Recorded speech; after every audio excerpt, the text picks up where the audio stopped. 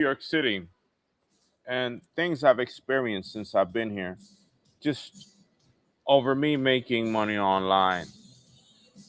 So I've been in the city over 4 years already. I used to first be at the public library, but the public library was a very nasty place, right? Like you got people on dope overdosing in the back, you got regulars, and if you didn't get there by 5 after 10 or 5 after 11, you're not going to get a seat. So I started going to Whole Foods. In Whole Foods here in Tribeca, they did everything that I fell asleep a couple times. They did everything they wanted to. They wanted to touch me, touch my teeth, press my face down, try to get my nose to flatten out, right? Harass me, slash my clothes, and do all the shit that, people without, with real self control, right? The ethical component. But I've already explained that the crisis is all mental health related. So all your experience in the city are just mental health incidents across the whole diversity of the people. So I worked there for a little bit and it lasted 1 year. I lasted there 1 year. Why? Because the community was against me. Remember, you got a fucking crazy old lady, if I'm talking on the stream, telling me to shut up. Right? So I went through that and blah blah blah, you gotta go over some bullshit. And I went there every day and I spent thousands of dollars there. Right? I was dropping 20 bombs in the morning and 20 bombs at night for the year because by then I was making $300 a month. But over time I was making less. Not only were whomever is attacking my networks or the websites that I visit forcing me to make less over time, but they were also manipulating the Wi-Fi and the networks, right? So then I returned to the public Battery Park Library. When I returned to the public Battery Park Library, they changed the routing table. No surveys would hit. We're talking about somebody that made $300 a month to making less than 90, and as of January of this year, nothing, zero. It's been 6 months that I haven't visited the library. Why? Because they decided to rip open the network table, to mess with the Wi-Fi, and even jam physical equipment like a hotspot. The hotspot in the public library don't work, and that's 5G interference, uplink interference. I have to contact the FCC about it, the Federal Communications FTC about it, Federal Technology Commission about this uplink jamming, because unfortunately, right, Biden administration allowed all these people to come in here and they didn't they weren't checking what their plans were when they got here. And their plans is to stop your connections, to ruin you. So the what I experienced with my mobile hotspot device at the public library was complete and out disconnecting of public network, right? If I have a private hotspot, it stops working completely.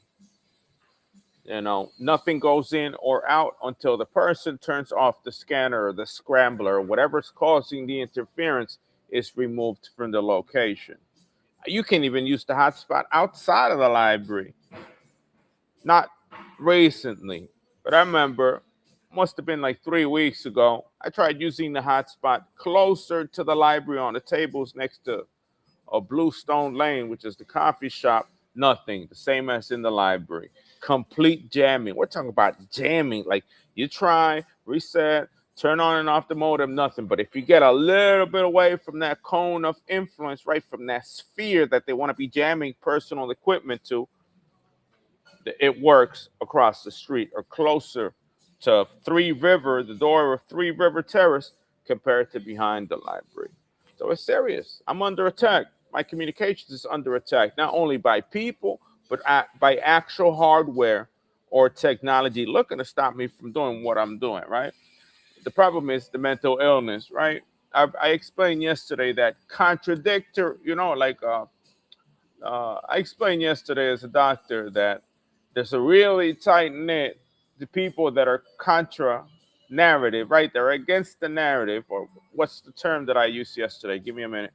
Let me find out. find out. Give me 1 minute right here. It's up here, right?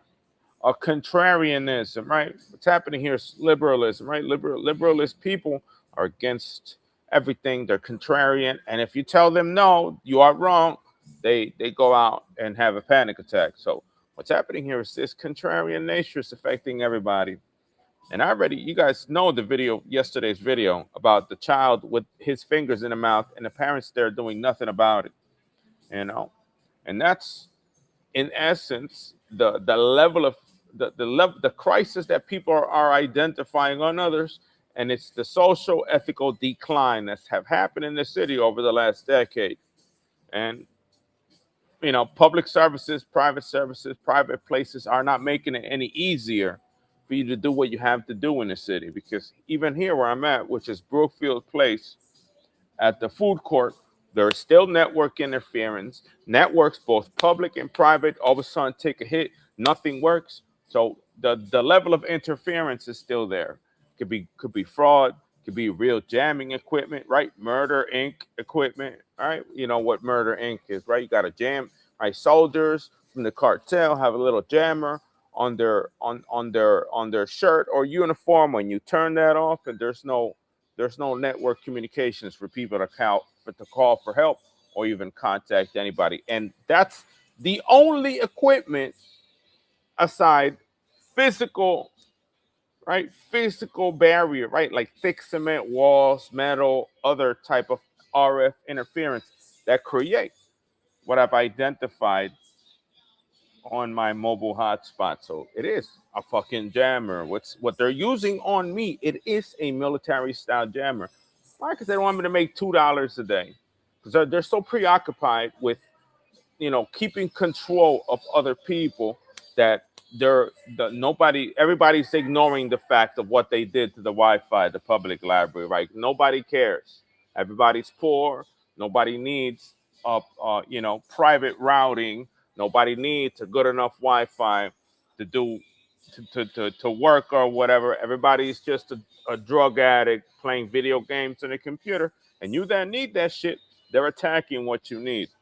And it's all an effort to control, right? What they're doing, it's like a drug addicted brother that sleeps in the basement and wants to be disconnecting the internet on a at a random moment, and you're studying for the MBA, or you're writing your doctorate, and you're doing important shit, and they're looking to disconnect you, or they're looking to lock the door of the house when you need to get busy, looking to be barriers, obstacles to what you need to do here.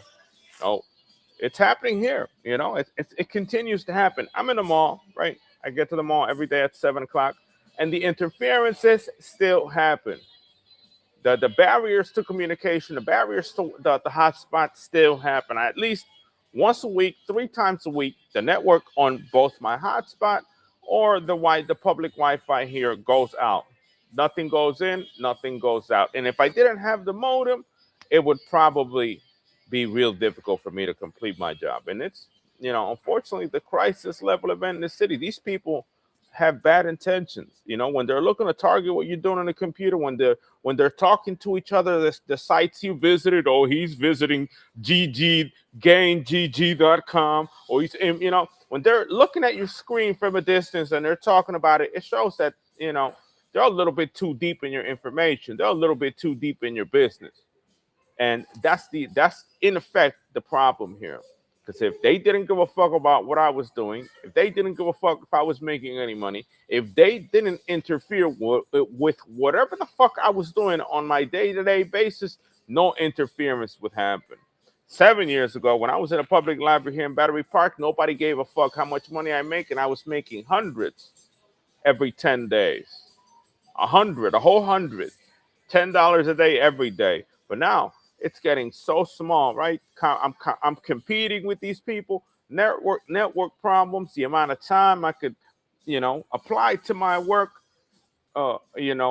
Network interferences and so on and so forth. They're decreasing my 10 a day to 2 a day, right? What used to be 5 before January of this year. What used to be $5 a day for before January of this year, right now it's 2. And 2, it don't bother these people. Two, I'm sliding under the radar and still doing what I need to do. But people are against what I need to do in the city. And it's over the 4 years, it's more than once. It continues happening. These people follow you around and then start the complaining, start the fucking up with the network, start looking to scramble the connection, to disconnect even private connections, right? They continue doing what they need doing, and you can't really have an X-ray on them to catch these scanners or whatever network they're using, right? I got to keep my Bluetooth off. God knows how they're connecting to my network router, right?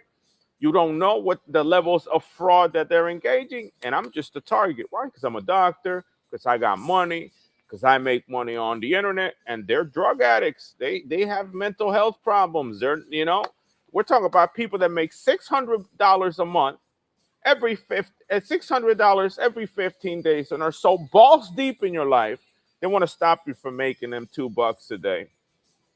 You know, that's where we are. That's what mental illness and the crisis level or whatever's happening to the city is doing to real workers. That's why backpackers and people like me, fintech coders, they're not here. They're not here. They're not riding for the Knicks. They're not doing none of that. The my generation came here to do two things: to make money and to skateboard. I'm not skateboarding, so I'm only full time making money, but they're making it more difficult as time passes on to make a buck. Why? Because they want to be deep in your life, because times have changed so much. They're so focused on who's around them instead of, you know, allowing the shit. And they're so deep in your business, right? They want to be visiting your websites. They want to be using what you're using to succeed, and are decreasing the quality of your work by being involved in your general area with things that they shouldn't be spying on.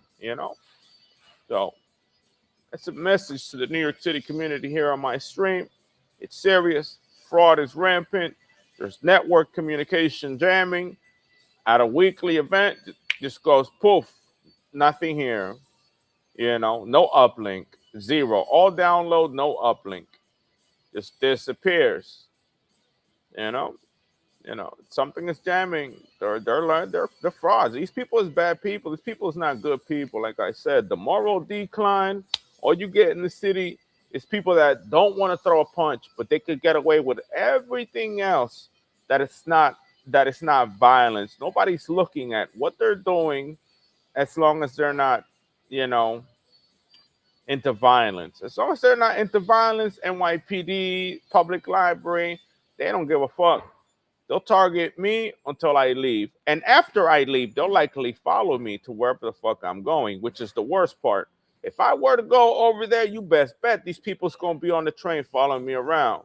Because there's crypto out there. There's a lot of money in New York City, but there's also a lot of fraud. So I'm going to be a target statewide. I guarantee it, from these people. These people is looking to put you down, and when they take right, if they already jumped 3 locations within a general area and are waiting for you to get out of the mall to be close and look at you with this nasty face from a few feet from where you sit every day after you're finished working, the city has a problem.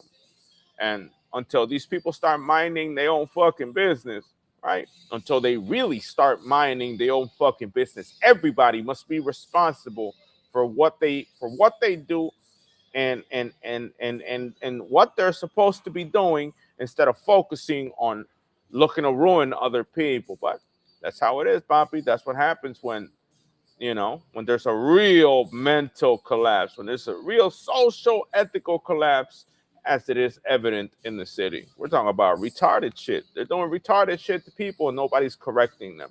Nobody gives a fuck. Everybody's like, oh shit, look at that retard looking to take that man's teeth. Oh, let me walk the other way. You could be sexually assaulted on a train. Nobody gives a shit. And the crime is white. It's black versus white. It's Hispanic versus white. And then it's even worse. People want nothing. They don't even want to listen to the problem. They don't even want to listen to the problem. But that's how it is. I said it early when I got here. These people are overpricing your food. What are you going to do about it? They don't care. They don't want to hear about it. They don't want to hear about it. They don't want to hear about it because they're so deep in trouble that they don't want to fix the price. They have already assimilated the issue of, of prices in the city. And what the solution is getting rid of the shelter. That's how you solve the problem, right? I was talking a few days ago, I think it was 2 nights ago, about the situation in the city, right? You want to stop the crisis, you want to stop the mental health problem, you want to stop overpriced food, get the shelter out. The shelters, the shelter is the organization responsible, along with HRA, in hiring practices that undoubtedly create economic inflation in the city. You remove the shelter, you're not going to get 60 African Americans working in one supermarket, creating negative culture, creating overpriced food, creating price parity or competition pricing, right? Creating comparative, right? Make you sacrifice what the premium product you want for the cheap one, or just hiding the product altogether to sell the rest. Americans don't do that to people. Americans make sure that the shelf is stocked. To them, they remove what everybody wants and force you a comparative, right? Whatever is there to purchase it. So you end up purchasing things that you don't want on a week-to-week basis, right? Because they remove it. They don't have it. Let's say, for example, Budweiser. I like Budweiser. Dwayne Reed. When's the last time they had Budweiser? I drank one time Budweiser. It's been months. And that pharmacy had Budweiser every day, right? Let's do the bologna. When I got here, the bologna in Target. Where did the bologna go? I went to get bologna every day because I was saving my money. I was saving all my money. I didn't have EBT yet. I went to get bologna every day to have bologna sandwiches. The bologna disappeared. The bologna disappeared for more than 6 months. 6 months to the day, I come back, there's still no bologna. Because again, this is the what they do to get rid of other stocks, so that what you need you don't have, right? So this is HRA. You got to get rid of HRA. You got to get rid of the shelter. I'm fine with them having food stamps, but you got to equalize the fact that they get a job and nobody's vetting them. Nobody's vetting them. Nobody's checking if they're felonies, if they have felonies. Nobody's checking them if they got crimes, right?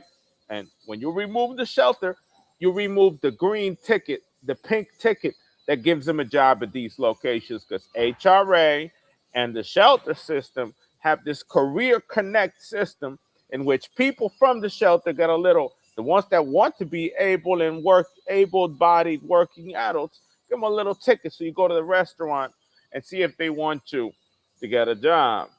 All right? It's not for people like me. And I've tried, and it's not for people like me. When I was 25, I was supposed to get a job in the city. I probably would have stayed in the city for longer, but no. Instead, they staked me into the mental hospital. Why? Because they're just trying to ruin me. And luckily, the military threw that file out, because all that shit was bullshit. All that shit was bullshit. They threw all that shit out. And the file they created is the same. It's probably smaller than the one they're trying to create now. Trying to smear a white doctor with money who's well educated, who is drug free, because that's how New York City does it. New York is just a highly discriminatory group of people looking to remove them from their general location so that they could thrive and enjoy their personal property. So if you remove the shelter, right, you technically equalize, and you have to stick a sticker, works, hiring, need people, right? You go into a bagel shop in the morning at 6 in the morning. Hey, I work with Brett. Can I get a job? Yeah, come back 6:30 in the morning tomorrow, right? The right way of doing it, not forcing businesses to hire people they don't want, right? Just because they have a little pink or green ticket in their hands, which is the current. This is what's happening in the city right now. All those jobs, some of them, the majority of them out of the people that are needy are just tickets. Oh, you remove the bad seeds from the tree, the bad apples from the tree, you might have a better city. You might have better shopping conditions. You might get better prices. But until then, the city is social ethical decline, like that. Right? It's a nosedive. And you're a target because I'm a target because I got money. I'm a target because I'm white skinned. I'm a target because I make money anywhere. I'm a target because I drank beer. I'm a target for whatever excuse these people got. And I already said it in the video. If it ain't my personal property, it's my clothes. If it ain't right slashing my clothes, if it ain't my clothes, it's just my skin. So the city got to change, bro. So I hope you guys have a good day. My name is Dr. Roman Bonilla, explaining the concerns, right? Keeping record of the concerns here in the city, dealing with fraud, right? Public network access, lack of public network access or electricity in New York City, and things that are going to continue to happen until there's no outlets for anybody, until there's no Wi-Fi that's public facing for anybody, until what I do becomes impossible in the city, thanks to this demographic looking to kill the plug, looking to stop people that made significant amounts of money into making zero, because that's their problem. We're talking people that have a job and make money, looking to make people that have their other means, self-employment, or right, whatever they do on the side to survive, and looking to sacrifice them while getting paid, which is the most unethical part. Instead of minding their business and how you make money and how I make money, they're looking to sacrifice people like me. And they have done so quite effectively, right? I'm not only do I have $7,000 per year, from $5,000 to $7,000 a year in expenses, but I only make about $90 a month. Does that make sense? Does that make sense? Listen to that. Listen to that number. $7,000 fucking dollars to $5,000 fucking dollars in expenses, and now I barely make under $90 a month. And I used to be at $300 a month when I got here, but their continued pressure, listening to their demands, listening to whatever they want you to do here, right? Listening to what they want to do to me, and people following up and doing whatever these people are telling them to do. Who's at loss here? I'm at loss. So for me to recoup what was lost, I got to recoup at least 3,000 of that, and I won't be able. It's impossible. It's impossible. And luckily, this month I got a lot of food stamps left, and I've been on a liquid diet. I had 2 coconuts. I haven't eaten nothing in 2-3 days. No coffee in the morning no more. 2 coconuts and 1 tall apple juice, and that's it. And that's it. That's it. Why? Because if it were for these people would cancel my food stamps next month. By the 21st, I would have nothing in my food stamps or cash assistance. And I'm waiting for the second payment of cash assistance to get here. And then maybe I could lay back and say, okay, I'm good. But I'm expecting July to have 0. Because HRA also has a problem, right? The same problem in the street they have in there. Looking to stop Whitey from having EBT, right? Looking to deny him everything, right? Well, there's people out here cashing out EBT, and you need that shit to consume because you're 600 pounds, you're 200 pounds heavy. They looking to starve you. They looking to starve you too, And before, nobody touched EBT here for 2-3 years. If you had a balance, they wouldn't give a fuck. But now there's over benefit. There's all these fucking rules to stop people that made it the way I made it to deny you EBT. To deny you EBT, right? The example. Able-bodied working adult looking to switch the script and try to stop you, try to say that he has to go get a job and then disconnect the benefits, right? Again, do it again later on during recertification, have some issue, deny the random event payment in Thanksgiving, deny the payment in Thanksgiving, deny 2 payments in December, deny the payments in January. These people are looking to take benefits from you too. The same way they're looking to stop you from making $2 a day, having a job and a check, right? It's the same way they want to try to stop you from getting benefits. and I'm from the street. I can't get a job. If I had a place to live in a bed, yeah, but I'm not gonna go to the shelter so that they do the same thing they did before. I'm not dumb. I wasn't born yesterday. I do what I know how to do, and that's as far as it goes. If people are willing to cross my personal boundary line and go in it, right? Having jobs, having a place to live, having jobs, the city has a real ethical problem, a major, major, major ethical problems that's tied with mental health and mental illness. I hope y'all have a good day. I gotta get back to work. Gotta get back to work now. It's Saturday 13. I'm hungry. I want a bagel or something, but I only had a little water. Peace.